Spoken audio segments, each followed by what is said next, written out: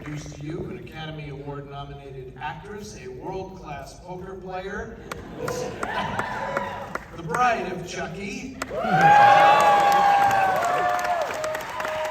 gal who, let's face it, she's hotter than the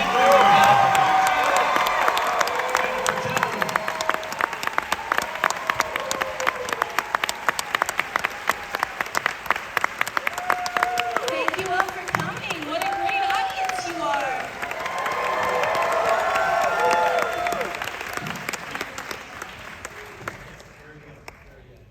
I was really scared that he was going to cut off Violet's finger, but luckily I have all 10 digits left.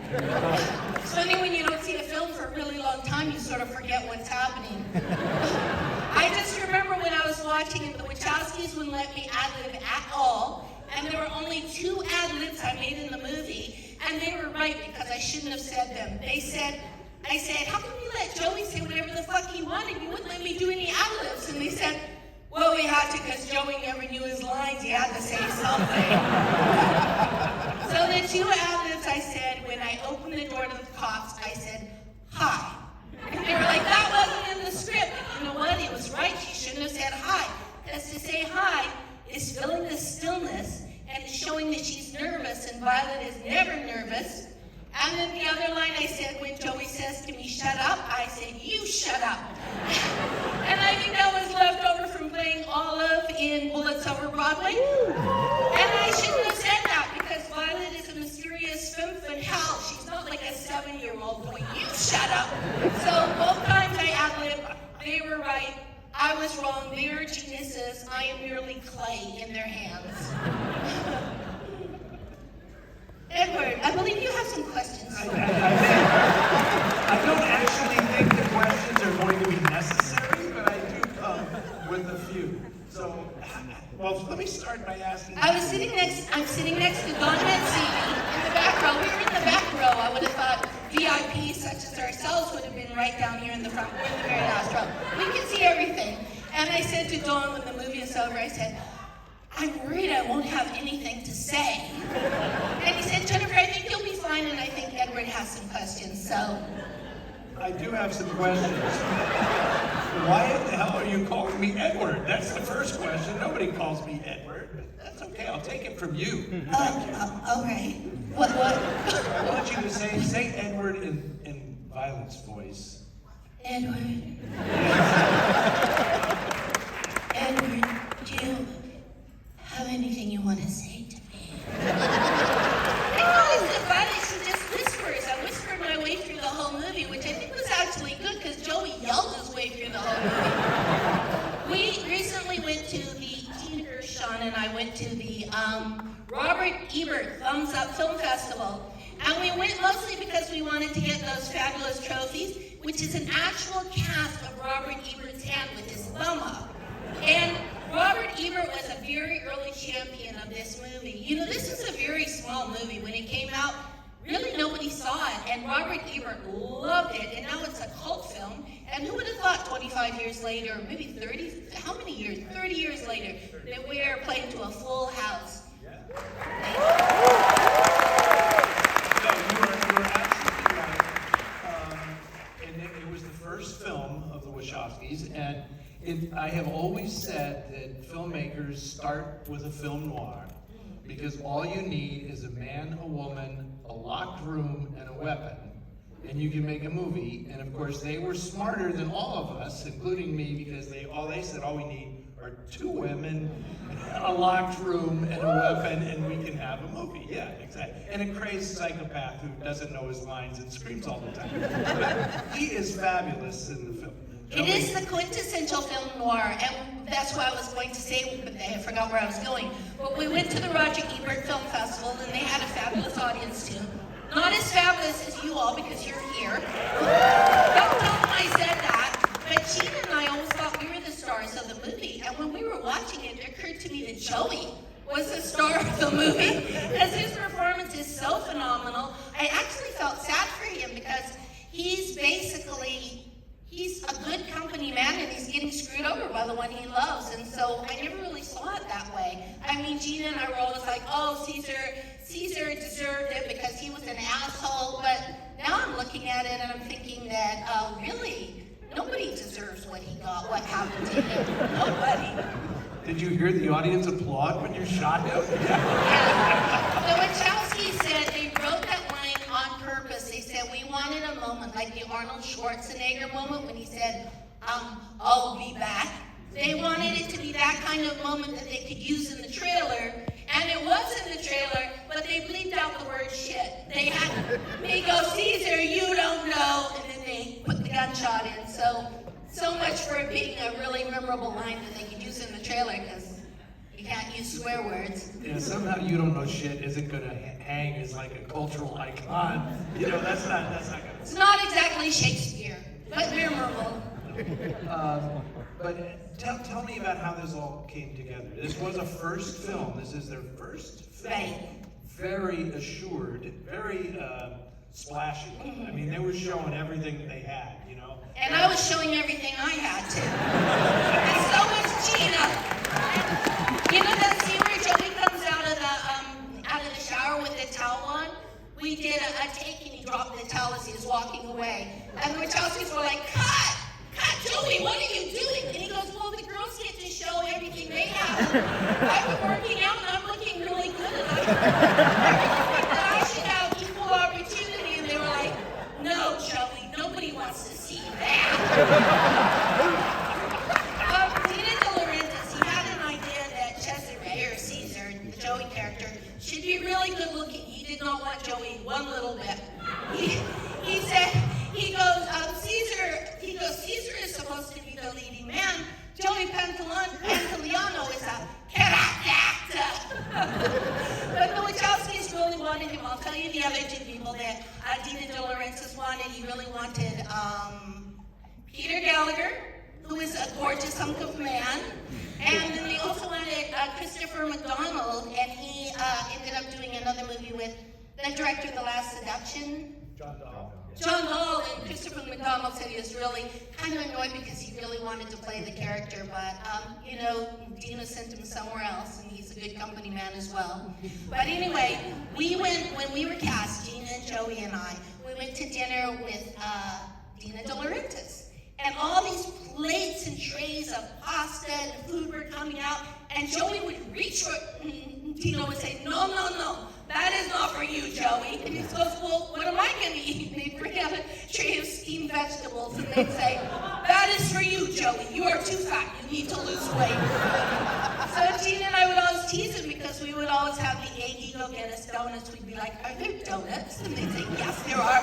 And we were eating donuts, and we're supposed to be the sexy female leads. And poor Joey, who's usually a character actor, was in his trailer eating carrots and things like that. And you may not realize this, but we are in the presence of the hardest working man in show business. This gentleman is earning his money today. I will try to talk slower. Is there an echo on this?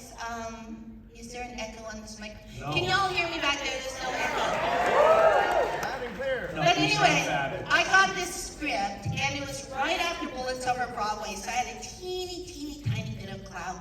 And the character of Violet was already cast. And so I came in and I read for Corky, and I was so excited because everybody wants to be, you know, the kick-ass sort of hero. And I thought it was wonderful, and I thought that they were really considering me. And then the actress who was going to play Violet dropped out, and it was, oh, what? I really did forget her name. The girl from Terminator 2. Linda Hamilton. And I was really looking forward to it. I thought, wow, if I could make out with somebody, it would be Linda Hamilton. Oh my God, me and Linda Hamilton. And then she ended up dropping out, and I think the Wachowski said that she wanted, the old brain isn't what it used to be, Sigourney Weaver. She wanted Sigourney Weaver to play Corky.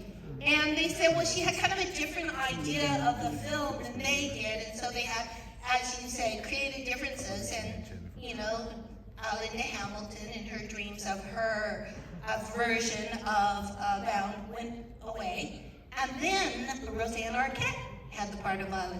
So then I come in to read for Corky again because Rosanna Arquette was cast as Violet. And apparently she had an option on a television show and they all of a sudden decided to pick it up.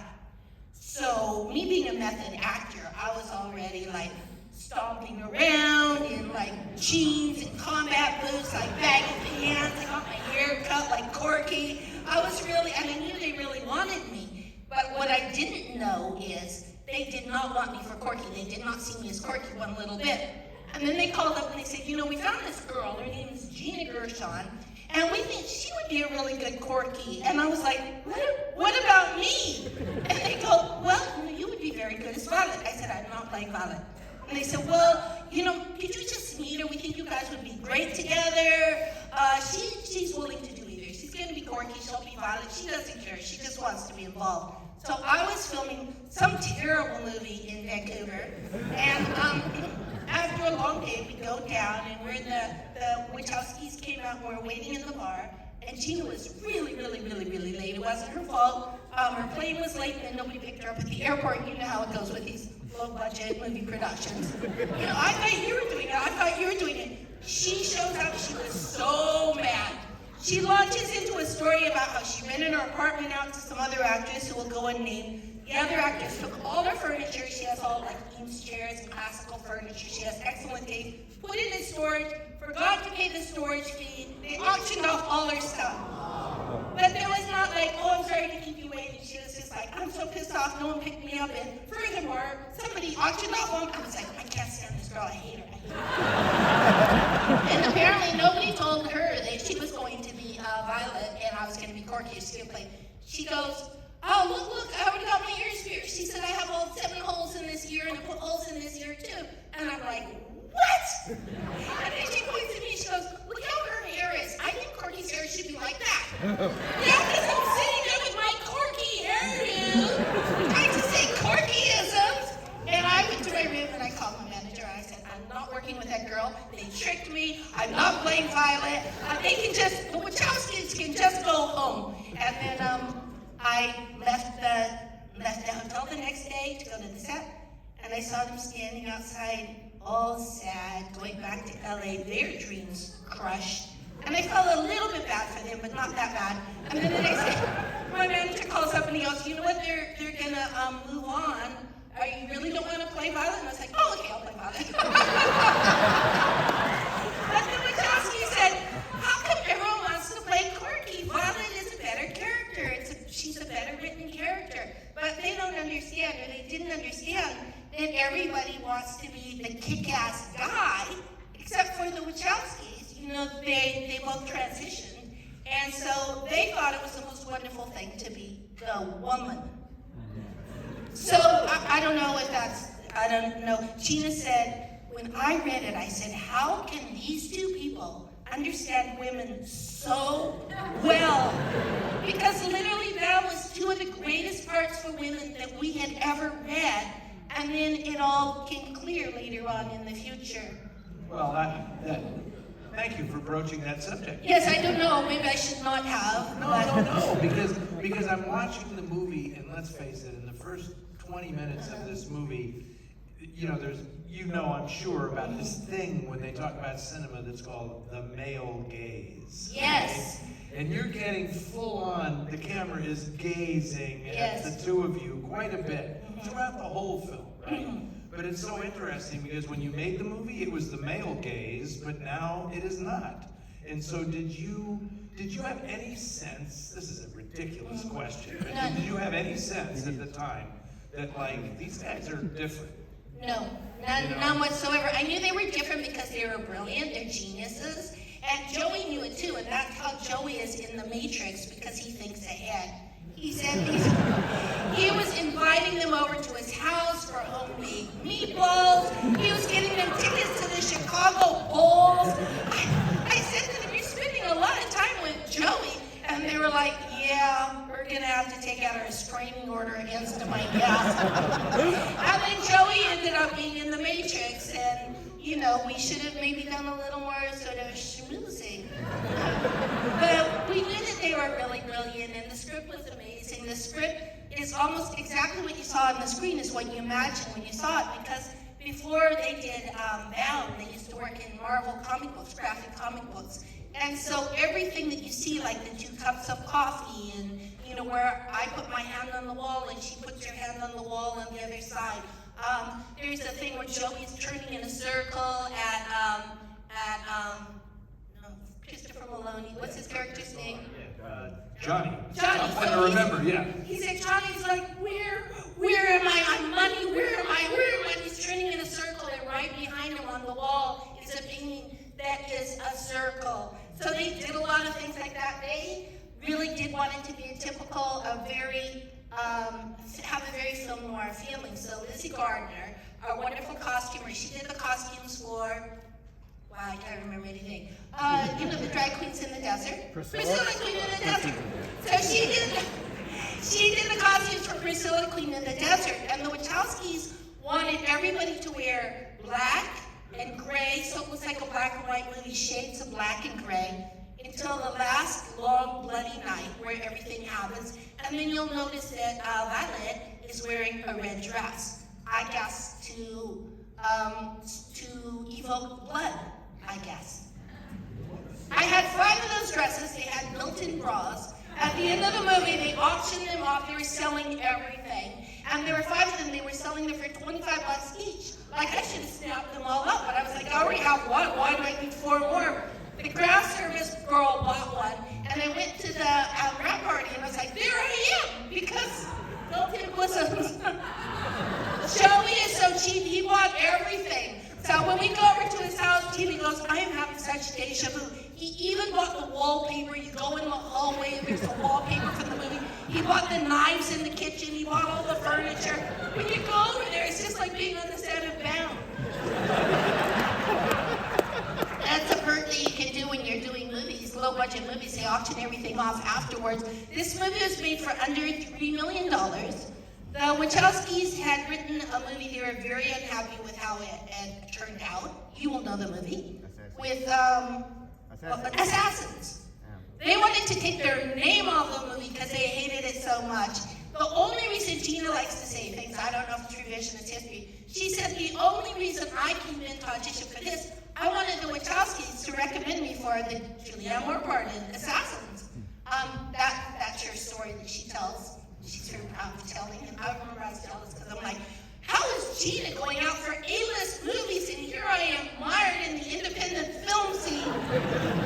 So they wanted to direct the already written Matrix, which was budgeted at $120 million. And they wanted to direct it themselves so somebody couldn't, quote unquote, ruin it. And their agent said, nobody is going to let 2 first-time directors direct a $120 million movie. And so they wrote Bound, sort of like when you know your child, your 3-year-old needs a bone marrow transplant, and the parents desperately make another baby so they'll have some bone marrow. That's why they wrote Bound, so they would have a calling card.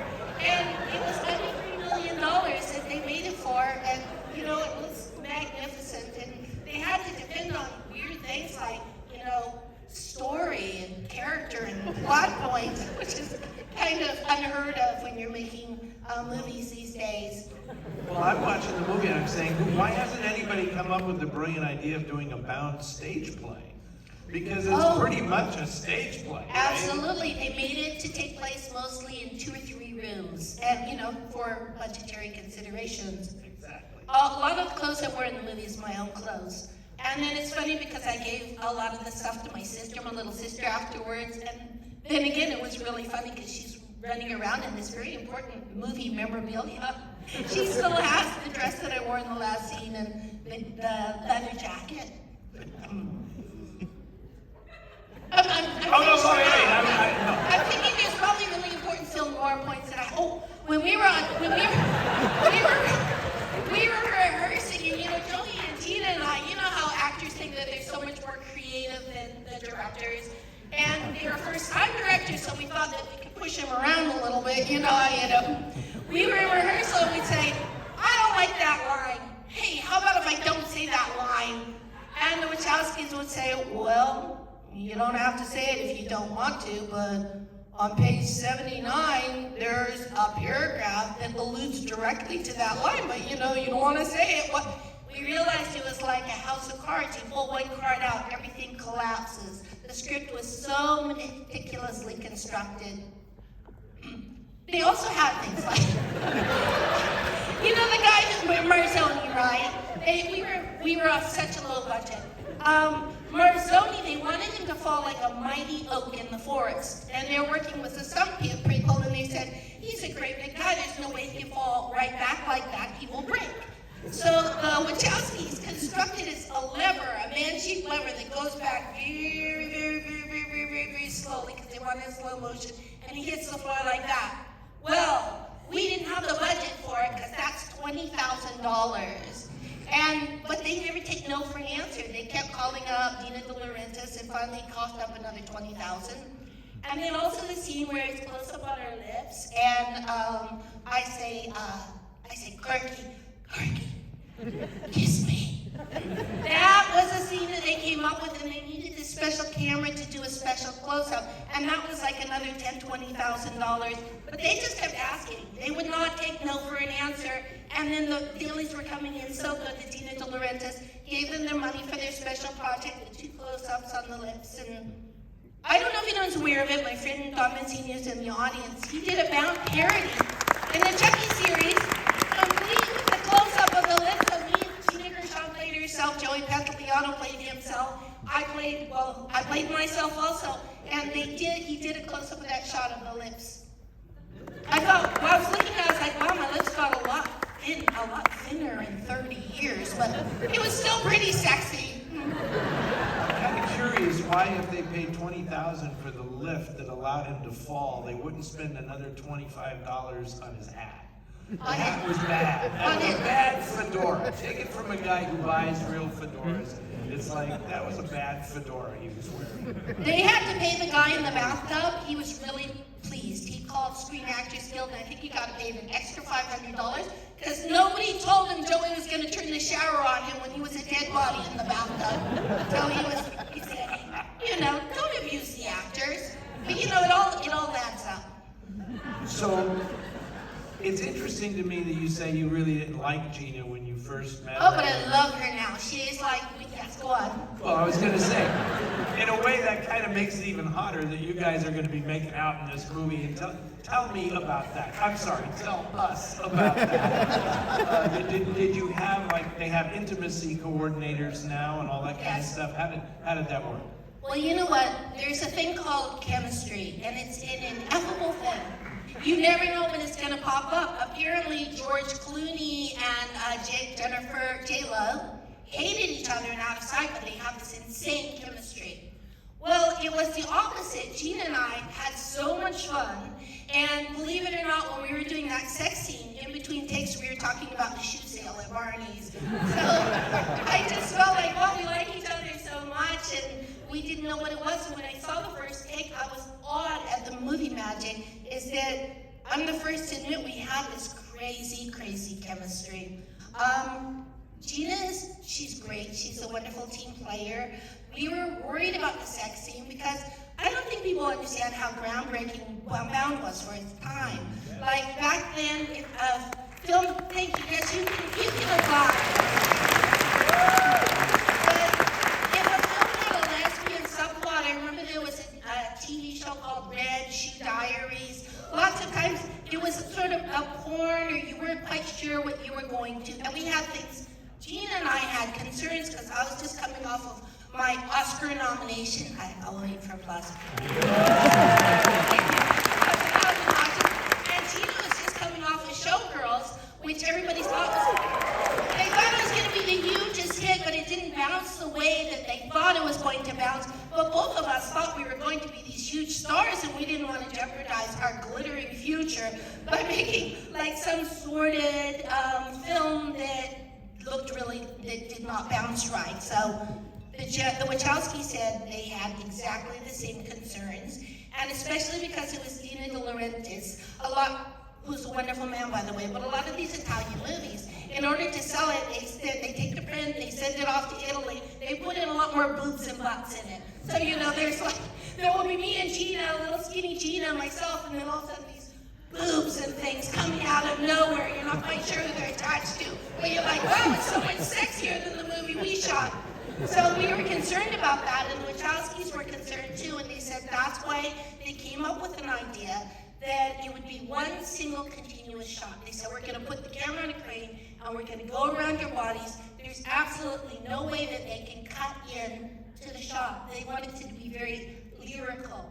And so it was actually like a ballet between Gina, the Wachowskis, myself, and the cinematographer, in that the Wachowskis were talking through a microphone, and they would tell us what body part was on the screen. So they would say mouth, and then they say like butt, and then she would caress my butt, and then they say foot, and she would like flex her toes, and then they'd say, they would tell us where we were at.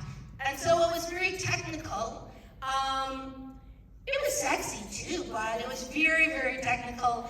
And apparently it was just too sexy for the ratings board, because we could not get it, we did not want to get it NC-17.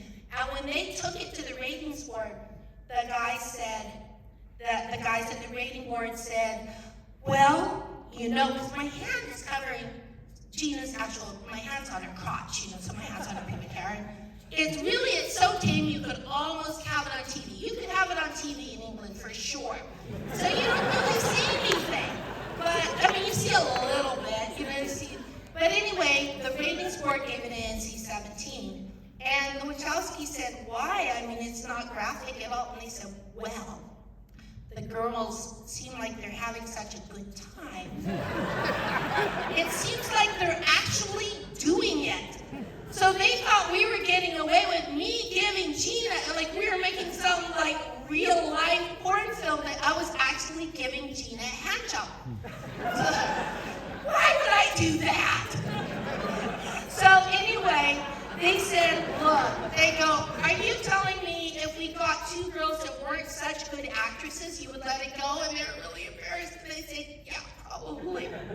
So the Wachowskis they said, we're going to cut some more stuff out. They kept going back with the print, and they said, we cut out 4.5 seconds. How does it look now? They went back 8 times. You're only supposed to go back 2 or 3 times, but they were like, well, we're just from Chicago. So they acted like they didn't really know, and finally the ratings board signed off on it. But we did have to use another take. There was one take that was perfect, and apparently it was just a bit much for those fainting queens over at the rating board. And so we used a take that wasn't as good, and oddly I felt like it was more graphic than the take that we were going to use, because one of my breasts accidentally fell into frame with the like boom, boom, boom, boom. They only wanted Gina's small, elegant breasts. They didn't want mine to suddenly appear in the frame and hit her in the face. And then there was more light coming from the hallway in the take that they ended up using, which you saw there. It seemed to be a bit of a dark print. And Gina didn't like it. She said, I flexed my toes too much. She's like, I don't like my feet. I was overacting with my feet. So the next time you see it, you can look for that. Also, it was supposed to be I hear that Quentin has a mural of that scene. I'm sure. But it was supposed to be closed set too, and at one point we opened the door to say something to the Wachowskis, and all the crew members scattered like cockroaches. Everybody was standing around the monitors outside. We're like, hey, guys. Was there somebody brought in to work with you? No, that was way before intimacy coordinators. And Gina and I are really good friends, so we were helping each other out. I would be like, she would be like, Jennifer, can you put your hand here to cover my non-existent cellulite? She's like a perfect specimen of woman. But she's like, can you put your hand here to cover up this? And I'd say, okay, but if you cup my boob in your hand to make it more plump and ripe looking. Those are things you can't say when you're doing love scene with a man, because there's that sort of man-woman thing. You don't want them to think you have cellulite or droopy boobs or anything like that. You just try to do it as best you can, like kind of. So the guys and you out. But yeah, it was very different, and you know, we had to reshoot the scene, and it's not because Gina brought tequila into my dressing room before we shot it the first time. Nothing like that. It was a camera glitch, but she did show up like a eager suitor on the first day. She goes, Jennifer, she goes, I have chocolates and I have tequila. And I was very happy to drink it, and I was happy for the chocolates also, because you know, chocolates release pheromones that make you feel like you're in love. You know that, we all know that. That's why you get chocolates on Valentine's Day, and then tequila just makes you reckless and crazy. No roses. She didn't bring you any roses? No roses. No, that's a guy thing, really, isn't it? But I do want to talk about my favorite scene in the movie is really the seduction scene. When she comes to fix, when you put your earring down. Oh, it's so good, isn't it? So it is good. really good. It's like a classic film noir scene, but it's the two. It's Claire Trevor and Gloria Graham instead of Gloria Graham and Dennis O'Keefe or something. It's great. It's absolutely fantastic.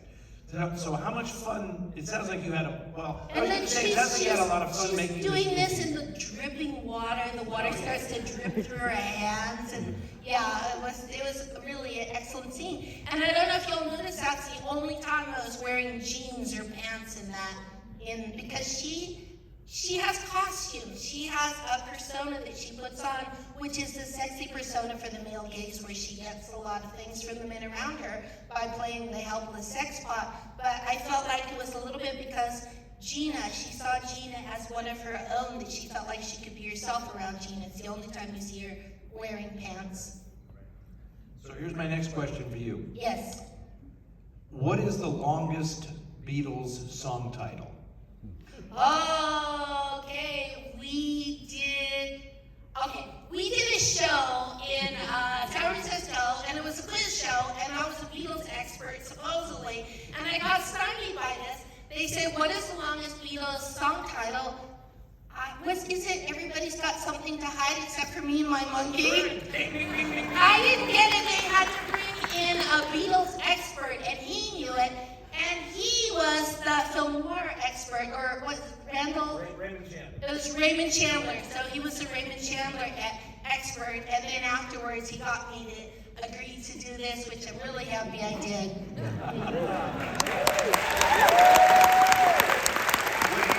What's next for you?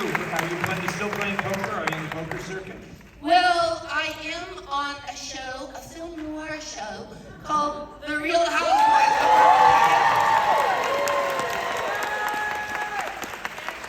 We have our very unpleasant reunion coming up.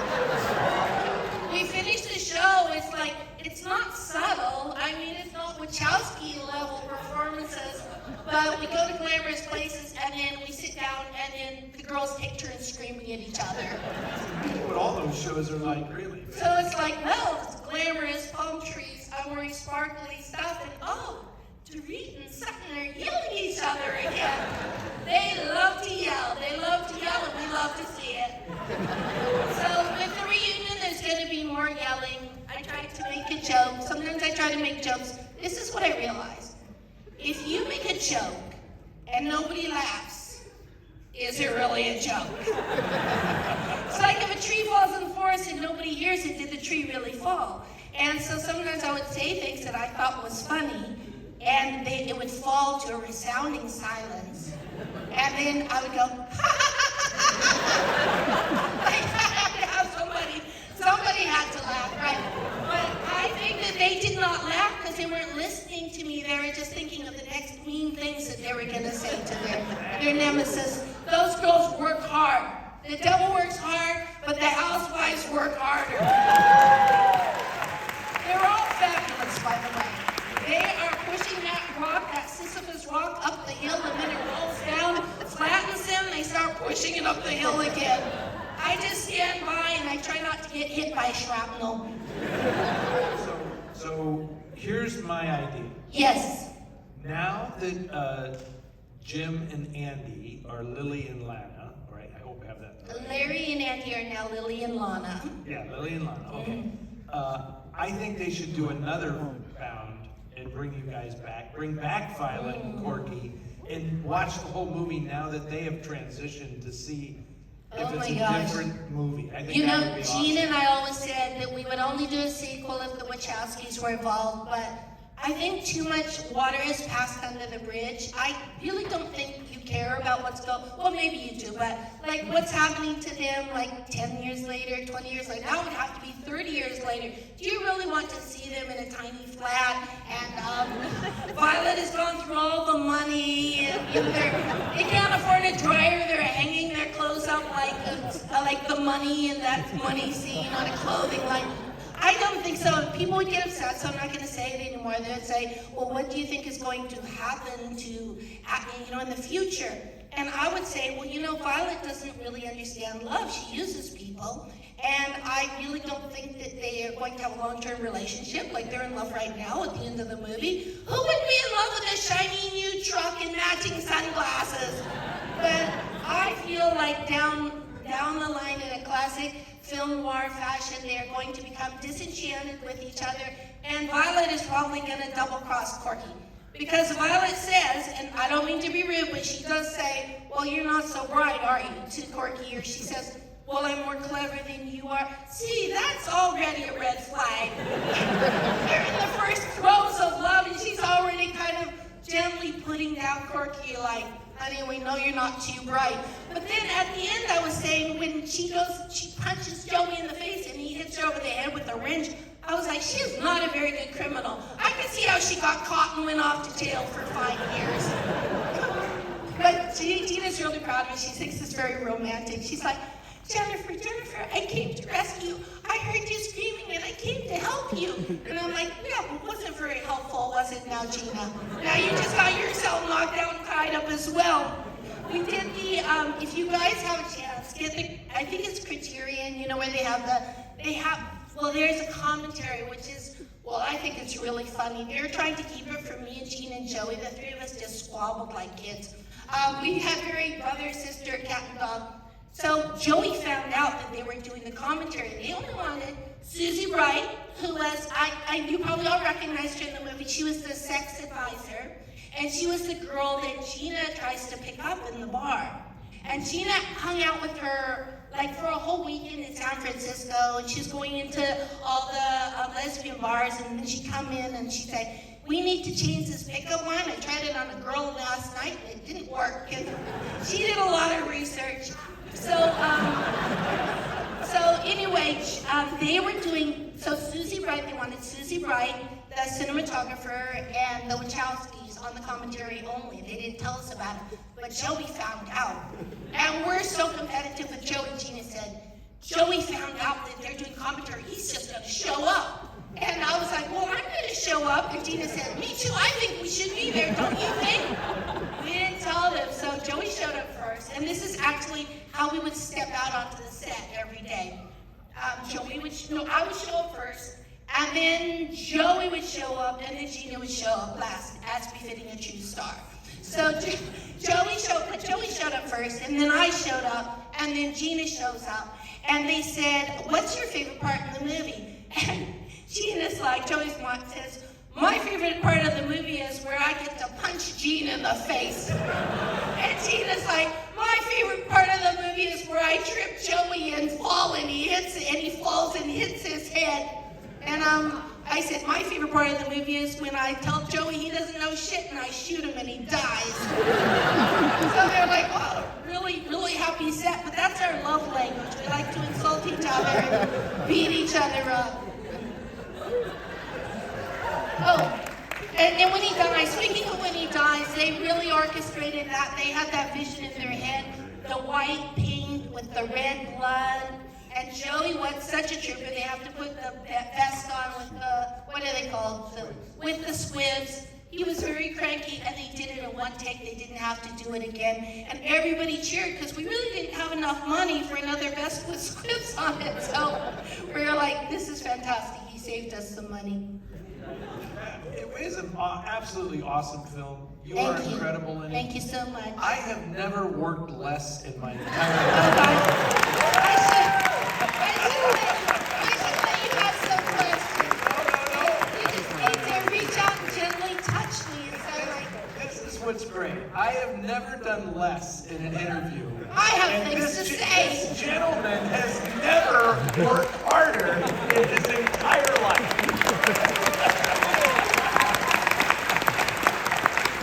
Ladies and gentlemen, I would say you got your money's worth today.